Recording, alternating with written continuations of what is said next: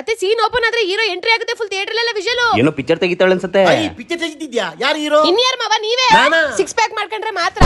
Six pack baby ಯಾವ ತರ picture ತೆಗಿತಿದ್ಯಾ? ಅದ ಹಳ್ಳಿ ಕಡೆ ನಡೆಯೋ ಸ್ಟೋರಿ. ಓ ಸೂಪರ್ ಬೇಬಿ. ಏನ್ ಸೂಪರ್ ಶೂಟಿಂಗ್ ಗೆ ನಾನು ಅನ್ಕೊಂಡಿರ್ತಾರೆ ಮನೆನೇ ಸಿಕ್ತಿಲ್ಲ. ಅಷ್ಟೇ ತಾನೇ, ಸಕಲೇಶ್ಪುರ ಚಿಕ್ಕಮಗಳೂರು ಕಡೆ ಹೋದ್ರೆ ಒಳ್ಳೆ ಶೂಟಿಂಗ್ ಮನೆ ಸಿಗುತ್ತೆ. ಅಯ್ಯೋ ನಮ್ ಬೆಂಗಳೂರಲ್ಲೇ ಮನೆ ಇರ್ಬೇಕಾದ್ರೆ ಅಲ್ಲಿ ತನಕ ಯಾಕೆ ಹೋಗ್ಬೇಕು? ಹೌದು ಅದೇ ವಿಲ್ಲಾ ಆಫ್ ವೆಕೇಶನ್ಸ್ ಇದಿರೋದು ಬಸವನದೊಡ್ಡಿ ಕನಕಪುರದಲ್ಲಿ ಬರುತ್ತೆ. ಇದಂತೂ ಸಿನಿಮಾ ಸೀರಿಯಲ್ ಶೂಟಿಂಗ್ ಗೆ ಹೇಳ್ ಮಾಡಿಸಿದಂತಹ ಸೂಪರ್ ಆಗಿರೋ ತೊಟ್ಟಿ ಮನೆ ಇದೆ. ಇಲ್ಲಿ ನಿಮ್ಗೆ ಒಂದು ಕಿಚನ್ 3 ಬೆಡ್ರೂಮ್ಸ್ ಗಳಿದೆ. ಹಾಗೆ ಹೊರಗಡೆ 2 ಎಕ್ಸ್ಟ್ರಾ ರೂಮ್ಸ್ ಕೂಡ ಮಾಡಿದ್ದಾರೆ. ಇಲ್ಲಿ ಶೂಟಿಂಗ್ ಗೆ ಬರೀ ಮನೆ ಅಷ್ಟೇ ಅಲ್ಲದೆ swimming pool with kids pool ಕೂಡ ಇದೆ.